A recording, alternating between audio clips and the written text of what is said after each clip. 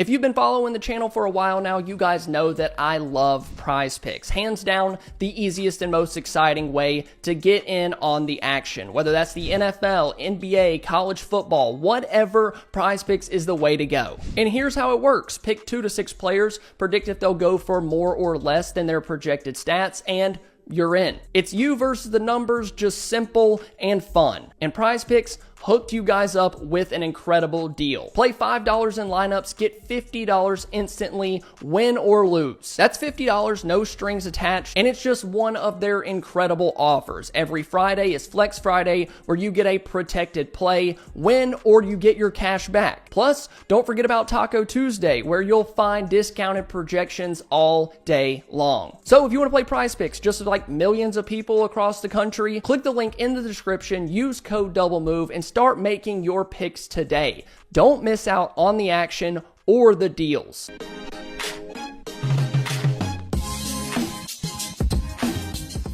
Yo, what's going on, everybody? Day 2 of the Senior Bowl. Me and Zach have been down here. We've been grinding the tape. It's crazy. We were going to come straight back to the hotel and we're like, you know what? Let's record. And then we started watching the videos that we were recorded from today. And ultimately, guys, it's been another great day of football, great day of watching prospects. Zach, how you feeling, man? Dude, I'm feeling good. It's been a lot of fun down here. Yeah. I've had a lot of fun, recording, talking about these guys, watching over the film. It's been awesome, really. Yeah, meeting people. Yes. Ran into Mike Renner. We were able to talk to Baldy. Right. That was really cool. Yeah. Brian Baldinger, really good dude. 2i Aisha Morrison. Yes. Want to give her a shout out. Want to give a shout out to, what's our guy's name that we Jimbo. If you're watching this, we shout you out. Jimbo he's a diehard Cowboys fan. And he was giving us the blueprint for rebuilding this thing. So shout out to him. And you know what, segue is that I actually want to bring and talk about, so this is day 2 today, right? Yep. Well, we got our standouts. But now let's talk about some guys who make sense for the Cowboys, because everybody's going to be posting standouts and, this tackle or this linebacker. Well, we know maybe the Cowboys may not draft a tackle high, or they may draft a tackle at some point, but may not go tackle high. But some of the position groups that the Cowboys may attack: running back, receiver, guard, interior O-line, D tackle. And so we kind of want to talk about some standouts from today and yesterday that make sense for the Cowboys. So number 1, I think that this guy by far was the best offensive player here, Tez Johnson. With Johnson, nobody could guard him the entire week, or at least the 2 days that we were here. No, we didn't see a single person stay within 3 yards of him. Yeah. And we were talking about this after practice or at the end about Tez Johnson and how he would possibly fit with the Cowboys, because they do like their big-bodied receivers. If you look at the body type that they look for in their receivers, it's a bit redundant. Yeah. So I think that this offense needs a little bit of spark, needs a guy that can separate, a guy that can be explosive, make plays after the catch. And I think that's what they wanted to get from Brandon Cooks when the Cowboys signed him. They wanted that guy that could stretch the field vertically. Tez Johnson can do that. Now, I know the size is going to scare a lot of people. It might scare some teams away, at least early in the draft. But I told Foots when we were watching him, I would take this guy in the 2nd round. I would take him at number 44, because I'm not even sure he makes it to your 3rd round pick. Yes. Just because everyone else, all the scouts, the GMs, execs, they saw the same thing that we did. Yeah. Nobody could guard him. He was dominant in one-on-ones. He looked good in teams. Yeah. The guy just gets open, and he's so fast, quick, explosive. He was unguardable out here. When Zach said that, I started thinking, and I said, you can't play the waiting game with a guy like this. I think that if he's there at 44, you'd be hard-pressed to find 44 guys or whoever the case may have, and say, oh, I'm going to wait another round to get this guy, or I'm going to talk myself. There's just not that. There won't be that. I'm going to tell you guys, there won't be that many receivers better than Tez Johnson in the 3rd round or trying to wait to the 4th round. Let's talk about the elephant in the room, the size. Brian Schottenheimer has had guys like Doug Baldwin. I believe he had Tyler Lockett. You guys check me on that. The point is this: when you have a guy who can separate, he did great with physicalness. There was times where Wanye Thomas's brother, Azariah Thomas, was trying to get hands on him, and he couldn't. Like, his play strength is good. It's literally one of those Devonta Smith type things. Now, he's nowhere near. He's not as big as Devonta Smith. He's about 10 pounds lighter than Smith. but he's just a football playing guy. He is a deep threat. I want to make Yes. this clear. There's not just some quick guy, some quick spark. No, he can run past you. It's on film. We saw it this week. He was running past the defense. He can stretch the field. But the thing that I love about him the most is he can run every route. Yep. He was running whip routes. He was running comeback. He was running post.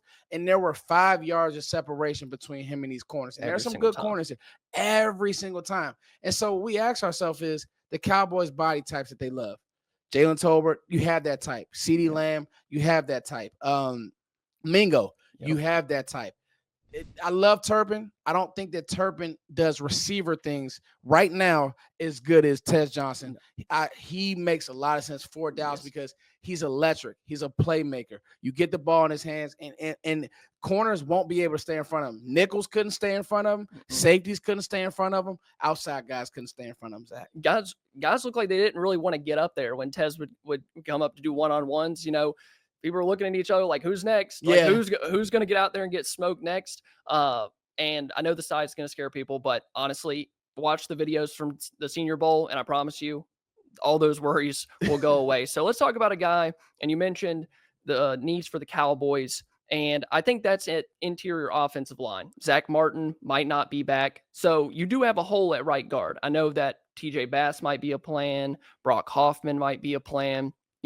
People have questions about Terrence Steele. Jimbo was talking to us about that. Yeah. But a guy out there that played every spot across the offensive line and held up extremely well was Gray Zabel from North Dakota State. He was phenomenal. I know a lot of other people really enjoyed what he did out there. What did you think about Zabel? I thought that Gray Zabel stole the show. I thought that his technique was the best. I thought that his grit was the best. Now Willie Lampkin was really good as well, and he's on one of my lists as far as a guy who's going to rise up boards. But it's nothing like Zabel. I mean, Zabel is going to be in talks for the first round, I'm sure, and if not the first round, easily the second round. So if the Cowboys want to go maybe running back, guard, receiver, or some type of pairing of that nature, he's a small school guy. He's going to be fine. Like you saw him stonewall guy after guy after guy. And I think that coming from that North Dakota State program, he's coached up. He knows his stuff. I think that Gray's able, like you said, bro, if the Cowboys are moving on from Zach Martin, love Brock Hoffman. I like him more as a backup. And that doesn't mean that he can't start and get you through a season. Yes. But is that going to make your team a strength? I think that a guy like Gray's able can make your O-line a strength. And we know that now Shoddy wants to run. He said it that they want to run the football. Yeah, we do know that they are set on making the run game better. That is Stephen Jones said it. Brian Schottenheimer said it. We know that they want to make the run game better, and doing that is filling that hole at right guard. Like you said, Brock Hoffman, he can get you through games, but we don't know what it looks like over a 17-game season. Same thing with TJ Bass. So Gray Zabel is certainly a name to watch. I don't think he's in consideration at 12. Yeah. But if he does, because from being from North Dakota State, maybe some questions around that, if he is there at 44, 100%, I would be interested in taking him. Another guy, let's go move over to the defensive side of the ball with the cornerback from Louisville, Quincy Riley. Had a huge rise today. He did. He has been phenomenal. We noticed him yesterday and again today. Stacked another good day. Yeah. Sticky in coverage, right in everybody's hip pocket. He's making plays on the ball, which is something that me and you talked about as being so important because it feels like that's a natural skill. It's hard to develop with guys. He doesn't get grabby when the ball's in the air. He doesn't panic. And I think that he's a guy who can play on the inside and play on the outside. I had questions about, okay, coming in, how big is he? Can he hold up on the outside? Bro, he was step for step with Higgins. Didn't let him bully him. He was step for step with some of the fast guys. And then you get a guy like Restrepo kind of disappointed this week, just being honest. We're not going to do losers, but he wasn't able to separate from a guy like Quincy Riley. He wasn't able to separate from some of these other top tier corners. And I think Quincy Riley helped himself the most. Like when you talk about a guy who was sticky, had great awareness. Yes. It was very Deron Bland-esque. And we got to talk about this roster, okay? We don't know. I'm going to preach this. We don't know when Trevon Diggs will be ready or if he'll be ready. If the Cowboys don't address corner in the free agency market, you're going to need to draft a corner because you can't I listen. I love Kalen Carson. I just don't know if he's ready. And like Zach led with, we got to be honest. How much better can he get in the league? Technique and all that type of stuff. Yes, but if the skill set isn't there, like Riley has the skill set, so the technique you can coach. I don't know if Carson has the skill set. Riley makes a lot of sense. And something about Quincy Riley that I noticed too is the recovery speed. It's a Mhm. big thing with corners. How fast can they recover? Can they catch up to guys, keep up with them? And Jaden Higgins, you mentioned him. He had a great day against everybody except for Quincy Riley. And I know Yeah. me and you both like Higgins a lot. So staying on the defensive side of the ball, let's talk about TJ Sanders, Yes. University of South Carolina.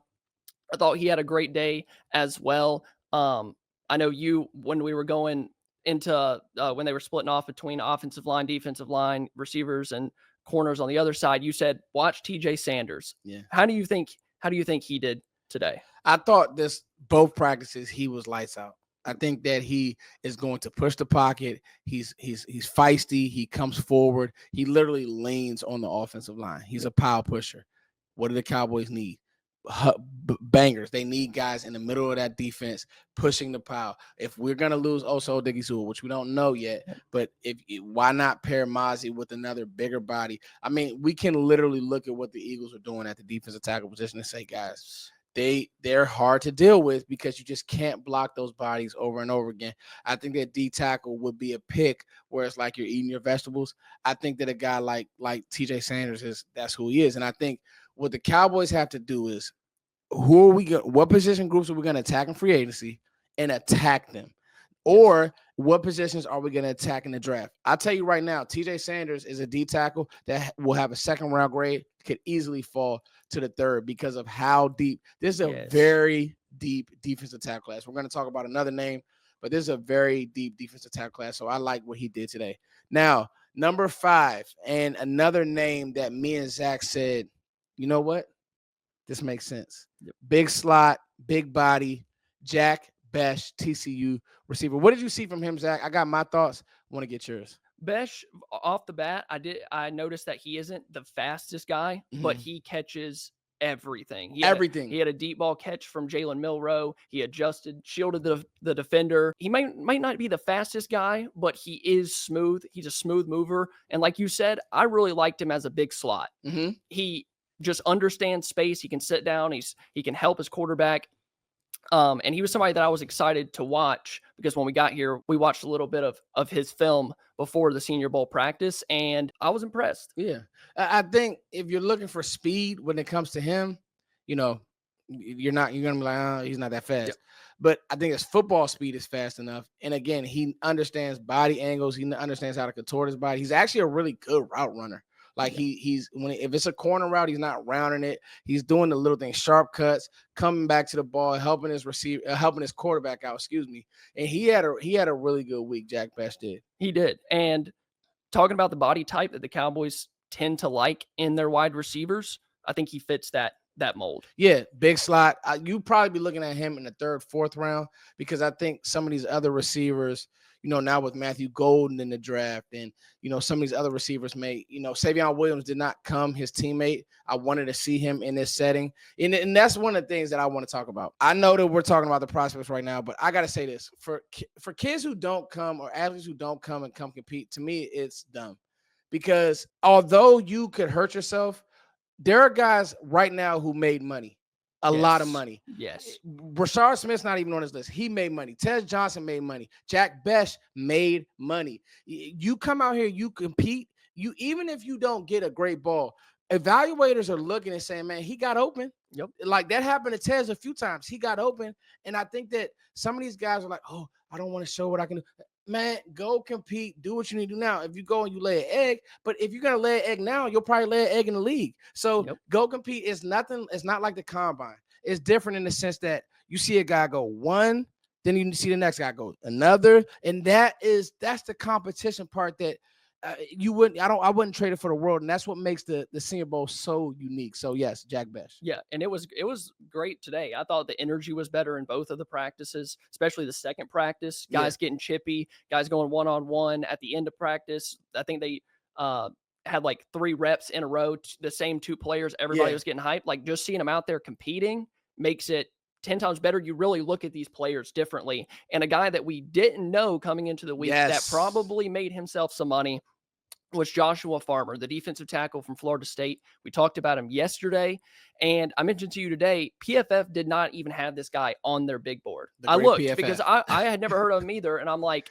does he exist? Was he like a late ad? Like, where's this guy coming from? Yeah. PFF didn't even have him on their big board, but Daniel Jeremiah did inside his top 50. Yeah. So somebody knows about him, and when practice started, we're looking at each other, especially on day one, like, who is number 5? Like, we need to look at the roster. Who is this guy? Because he's got power. He's really quick off the snap. He can move guys.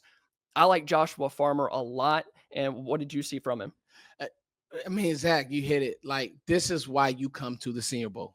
Because, again, PFF, Twitter, oh, no, Walter Nolan. No, I'm going to tell you, love Walter Nolan. Farmer was more active. Yep. And all I can do is I know what I'm looking at.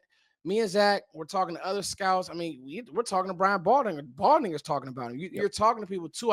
You're talking to people, and it's like, I got to tell you, this guy was super active. And you talk about Jared Verse. Where did he come from? Florida State. Braden Fisk. Where did he come from?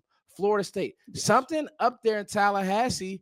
They're doing something right, coaching-wise, recruiting-wise. I know they didn't have a great year, but he can play. I'm going to tell you that now, and everybody, he's going to rise up boards. If he's hanging around in the 3rd round, it's a no-brainer. From what I saw today, that kind of reminds you of Osa in a sense that can get upfield, but was very active versus the run. I love how Joshua, he helped himself a lot. Like we were saying, with coming to the Senior Bowl, like immediately, as soon as practice started, you can tell who's a dude. Yes. Right off the bat. And we weren't even 10 minutes into practice, and he probably made himself a lot of money. And I'm sure within the next week, he will be on PFF's big board, and he might be inside the top 50. So Joshua Farmer, but you got any other thoughts? My man, me and Zach had a great trip. We've been hanging out, eating good, meeting people meeting us. So it's been a fun time. And listen, more content is coming. Like Zach said, the Cowboys OC, who's going to be the line coach, all these types of things. But to get you guys this information, that was the point of this trip. So we hope that you guys enjoyed this. Honestly, my mission's complete, Zach. I feel great, dude. This was a really fun trip. I enjoyed it. We drove down from North Carolina, 8 hours, literally talked football, probably 6.5 of the 8 hours. We've talked football for Monday, Tuesday, and now Wednesday. And I'm sure we'll talk more football on the way home. But I hope you guys enjoyed it. Yep. It's been so much fun meeting people like Foot said. So, hey, man, we love you guys. Yep, that's mission complete. Love you guys. Peace.